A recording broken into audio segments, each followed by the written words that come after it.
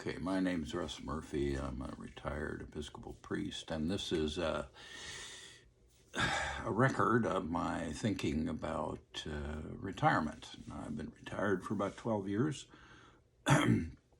but with clergy, you retire, but you don't retire. You keep on keeping on with the gospel, supplying on Sundays, and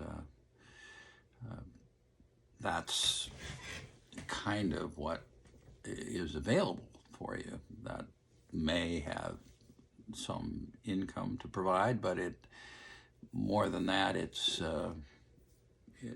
organizes your life in a particular way, which is the weekly preaching emphasis. Now, there is young old, middle old, and old. I'm at 78, so I'm in the middle old and probably in the, who knows when, may enter the old scheme of things. So I've been recently put out to pasture by Bishop Bruce. I don't see that as a political problem. I don't really want to resist it at this point. I know she's put a lot of people out to pasture because she's a rule follower, and the rules are, you get to 70 and it's up to the bishop to determine whether you're functional enough to continue in the ministry, the active ministry of the diocese. As far as I'm concerned, it's a good thing. We all need to move on. One of our problems is problems of coping. Depending on how you coped in your active ministry, depends on how you cope in your inactive or less active ministry or your non-active ministry. Now, she's asked me to think about retirement and to work with the group of retired clergy and spouses. So that's what I'm doing here. I'm a verbal processor, so it's easier for me to think out loud than it is to write an essay. I could write an essay, and I do from time to time, but this works better for me. Well, first of all, as I think about retirement, I realize that it is a construct of our socioeconomic life in the present moment. Like adolescence, which is also a construct, did not exist. And of course, the reason it exists is because of labor laws.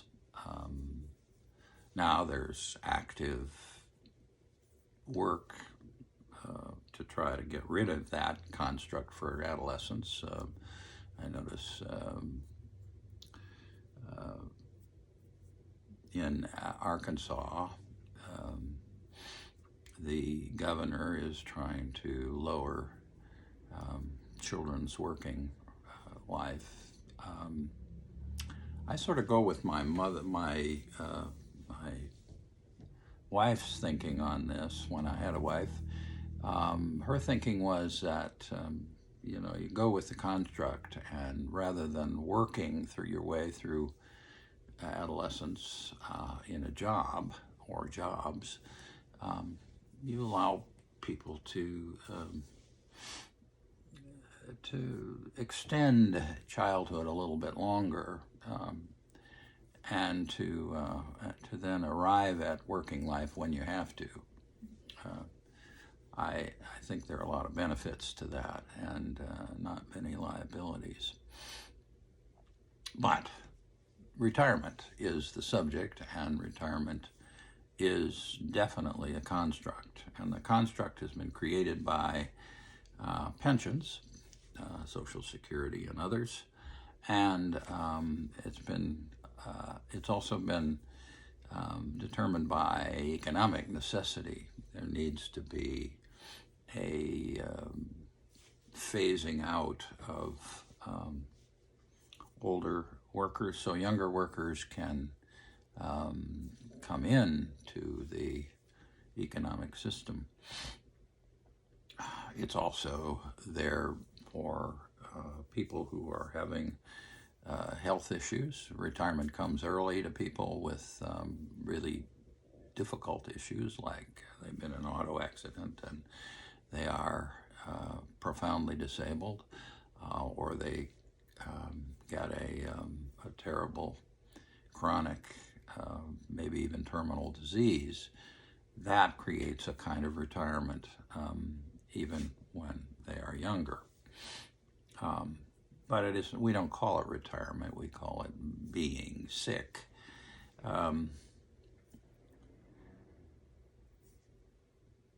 But retirement as a construct means that it has sort of, like adolescence, it has artificial boundaries that seem quite obvious to the people within it. It's certainly obvious to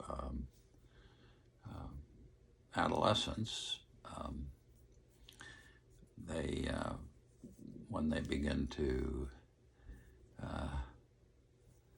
kick against the goads, they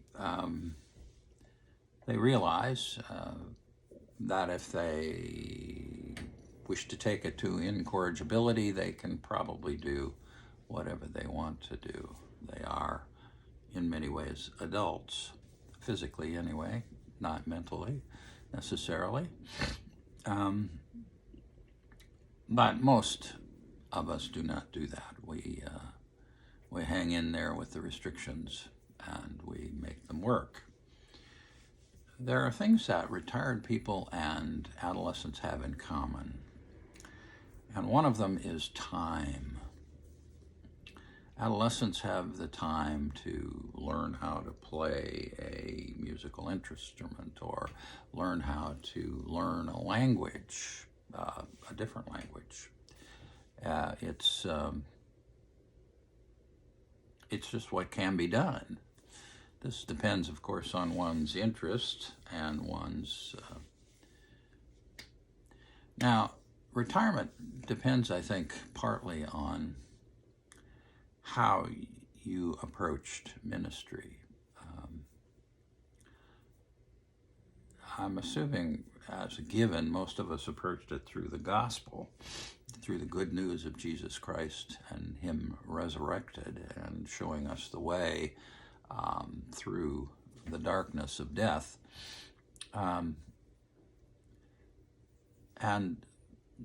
that is no less lively in retirement than it is in adolescence, where it isn't terribly lively, because there are a lot of tales that are what we call coming of age. There are some tales about leaving of age, but not very many and not very reassuring, shall I say. Some are, many are, but coming of age is that plant of hope that is in the heart of every adolescent. And in us, as we grow older, we have disabilities to deal with. They accumulate like dead skin. They accumulate, and we spend a good deal of time dealing with them. Just ask any older person who's retired about their health, and you can get a long litany of issues if they'll talk about it. I think it depends on what your approach to ministry is what your approach to retirement will be. And that approach to retirement, I spent 40 years thus far in the ordained ministry, and I found I made my plans and then I went with whatever showed up. Some people have higher executive function than I do, and so they made plans and they made them, and they forced them to. But I have a kind of youth minister's approach to things. You make a plan and then you go with whatever you need to go with when the people show up to deal with. The problem with my approach there is that I depended, at least partly, on circumstances to determine what we were going to do. Well, at this stage of life, certainly healthcare issues will show up and get in your face very quickly. Other things, not so much. You know, your social life is perhaps determined by whether you're married and your companionship. Most of us need some kind of companionship. Some of us are more, how should I say it? Well, let me just give you my own example. I am, in social situations, I tend to be an extrovert. Not so much as I've grown older, but still pretty much. I volunteer at the World War I Museum. The National World War I Museum and Memorial, actually, is its full title. It is one of the better volunteer opportunities in the city of Kansas City. The reason is that it has a pretty well-defined schedule. You sign up for 4 hours in the morning or 4 hours in the afternoon, and then each hour you do something different, and the boundaries are very clear. Also, the responsibilities are very clear, and you have a radio to communicate with, because there are emergencies from time to time. It is, after all, open to the public, and the public shows up, and you can have public who are not well or who fall or something happens. Anyway, it's a good volunteer opportunity, and I'm glad to be part of it. But what is really, I think, important is it is what you can make of it. There are sort of clear things that you should do, but for instance, when you give a guided tour, if you get the chance to do that, they don't give you a spiel. You have your own database, and you use that as part of your tour. Then they don't say, well, here's a script, go by it. Now, they do have scripted stuff. I mean, they have audio experiences that you can go with, and that covers the stuff that the curators of the museum really want you to see. But, for instance, I am interested in the only real movement in World War I was the German incursion through Belgium and Luxembourg to try to quickly end the war. It was the only movement in a war that was basically a defensive war. The defense had all of the aces in the deck. They had machine guns, and they had rapid-firing artillery, and they eventually had tanks, and they had airplanes and observation balloons and all kinds of things. And so the infantry had to settle down into trenches eventually. But at the first of the war, the von Schlieffen/Moltke plan was what was. And their idea was to come in through the, well, actually, if you were to look at the map, come in through the neutral countries, violating their neutrality, by the way, and then trying to get to Paris as quickly as possible. This did not happen for two reasons, really. There were many more, probably, but the Belgians fought back at Liège in Belgium, and the Brits showed up in time to sort of block the right wing of the German offensive before it got to Paris. And so then they settled into the trenches. So that's what I'm interested in, the sort of strategic and tactical issues of the war itself. And so if I were guiding, those would be important to me. And whenever I test market this with people, I'm an extrovert, so I'm going to, and I mostly operate in face-to-face conversation. That's what I do. I talk about von Schlieffen and how the thing settled into the trenches. Something you can get from Barbara Tuchman's Guns of August. Very beautifully written thing, not perfect. It has its problems historically, but in terms of historical thinking. But nevertheless, they spent more or less 4 years in the trenches. Now, there were other things going on. Getting beat by the Turks in Gallipoli, the Allies, and so on and so forth. But these were, by contrast, small things. There were fightings in the Middle East as France and Britain destabilized the Ottoman Empire and gradually took it over. And then I think was rather sorry they did that, and they did a rather messy job of pasting together Middle East countries. But most of those countries are countries that were created after World War I. And modernity itself probably came to,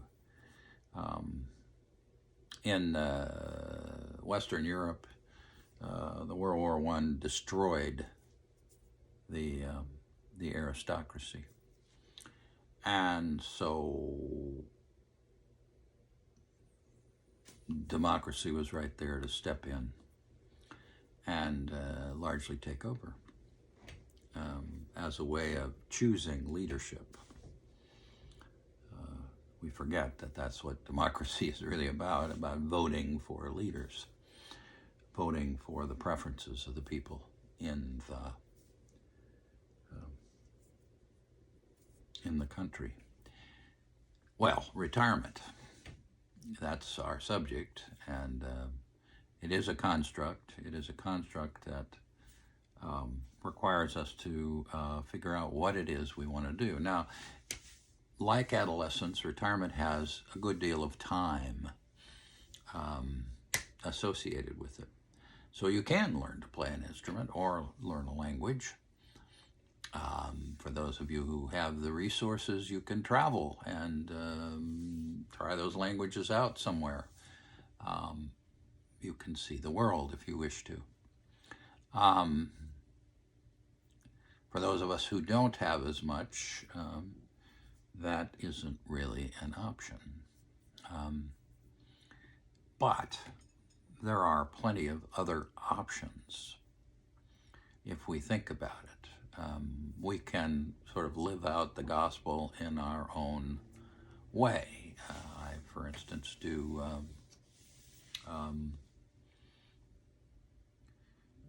I also work at the food pantry, and I do the World War I Museum and Memorial. That's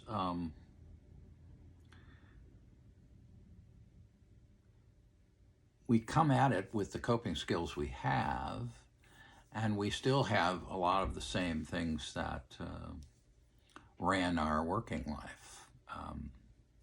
As I say, I'm an extrovert, but I'm also sort of a hospital chaplain in the heart, and so I like interpersonal conversations that are, small group or one-on-one, and that's where my strengths lie. Other people have strengths in planning. It's certainly possible in a voluntary way to get on advisory committees and to help the planning process. Anyway, it just depends on assessing your own talents and gifts and figuring out what you want to do. Maybe you want to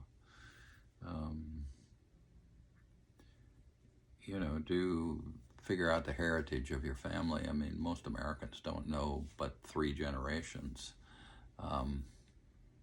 So you can dig into that, and there's a lot of online help and a lot of interest in that. And of course, I lived in Utah for a while, so I know the Mormons are very heavily invested in that, all that kind of stuff. And their materials are very helpful. Anyway, there may be other things you want to do.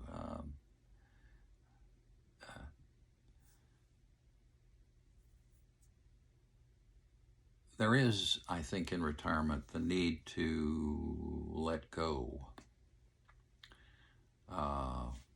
We look around, if we have a house, we maybe need to move to an apartment. And if we do that, we need to downsize, get rid of stuff that really isn't relevant any longer. You can see I still have lots of stuff, but I'm in an apartment. At some point, I won't be able to have an apartment, and I will have to get rid of more stuff. These are downsizing options. The person that I look to as the sort of paradigm in my life of what retirement should look like was my mother. She anticipated when she needed to do something. So when she retired, she was in St. Louis, and she moved to Kansas City because that's where my sister and brother-in-law lived. And she got an apartment, at first a 2-bedroom apartment, and then a 1-bedroom apartment. And then at some point, my sister and brother-in-law had a house which had sort of a mother-in-law section to it. They invited her to come, and through negotiations, she did that. But it was rather easy, and she controlled the process for herself, and that's the issue, controlling the process for oneself. Sometimes you can't do it. Simply, you have a catastrophic thing happen, and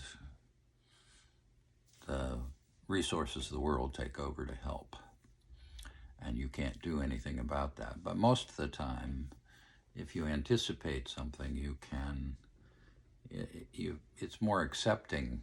One is more accepting if one has some control over the process. So it's not about moving in with relatives or getting a smaller apartment or whatever those things are. However you make those decisions are going to be pretty much how you make those decisions. In the past, if you deny, and then when the inevitable happens, you just have to deal with it. And you can suck your thumb over it or resent it or whatever you want to do about it.